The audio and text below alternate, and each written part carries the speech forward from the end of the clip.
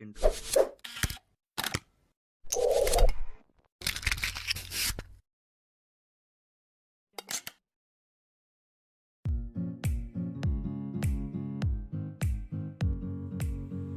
Assalamualaikum warahmatullahi wabarakatuh. Saya Ahmad Mansur Nawadani, NIM A1C3 19069. Saya dari program studi pendidikan fisika reguler B 2019. Baiklah, di sini saya akan sedikit menjelaskan tentang materi bumi dan antariksa pada materi Senturi Kosmologi. Yang pertama, saya akan menjelaskan tentang kosmologi. Istilah kosmologi berasal dari bahasa Yunani kosmos yang dipakai oleh Pythagoras untuk melukiskan keteraturan dan harmoni pergerakan benda-benda langit. Istilah ini dipakai lagi dalam pembagian filsafat Christian Wolff. Kosmologi adalah ilmu alam semesta, ilmu pengetahuan tentang kosmos atau universe. Istilah universe ditunjukkan kepada segenap yang ada, yang tercipta mulai dari atom, molekul, batu metal, gas, tumbuhan, binatang, sistem solar, dan segala yang ada lainnya. Dalam penggunaan modern oleh para ilmuwan, kosmologi adalah cabang ilmu pengetahuan yang berupaya memahami struktur ruang waktu dan komposisi alam semesta skala besar dengan menggunakan metode ilmu pengetahuan alam. Selanjutnya ada teori terbentuknya alam semesta. Teori tentang terbentuknya alam semesta telah terjadi perhatian pada astronom sejak lama.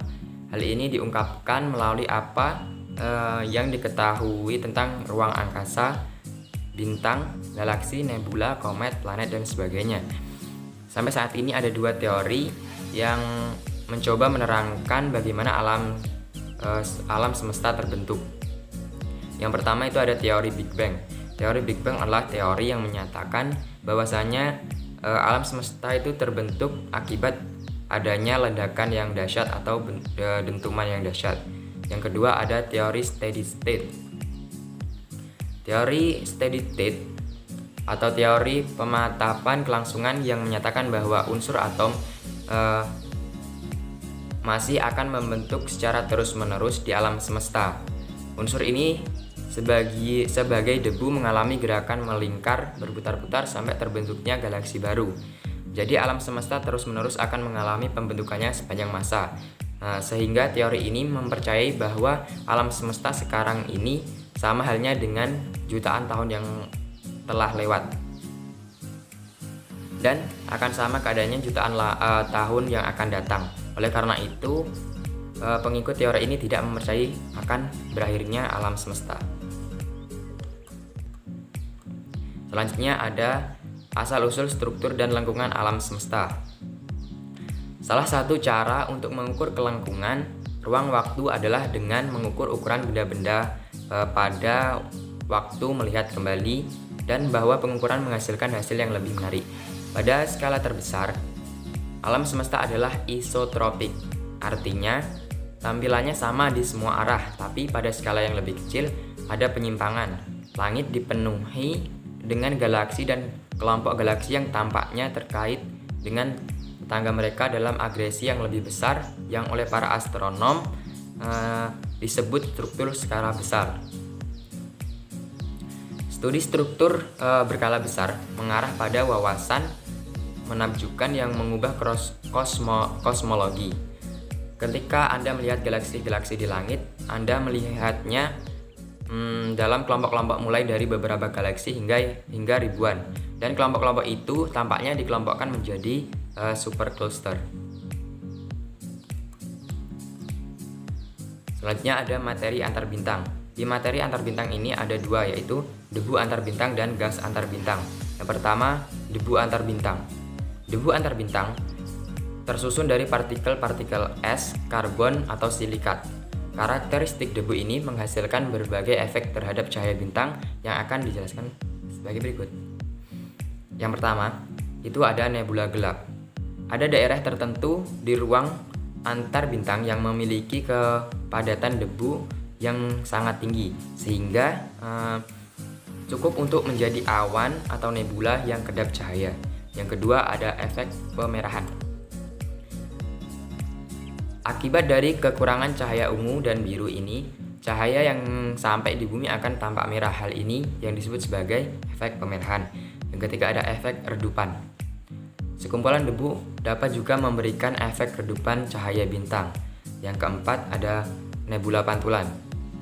Hamburan oleh debu antar bintang, terutama cahaya biru, terkadang menerangi daerah sekitarnya. Akibatnya, awan debu antar bintang ini akan tampak biru karena cahaya bintang di belakangnya melintasi awan debu ini. Yang selanjutnya ada gas antar bintang. Materi untuk penyusun gas antar bintang adalah hidrogen dengan sedikit helium. Di materi antar bintang ini ada nebula emisi dan awan hidrogen awal. Awan hidrogen netral maksudnya.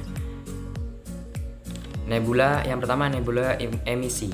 Jika bintang muda dan panas terletak dekat dengan nebula gas, maka pancaran ultraungu dari bintang tersebut akan mengionisasi gas hidrogen yang terkandung di dalam nebula itu.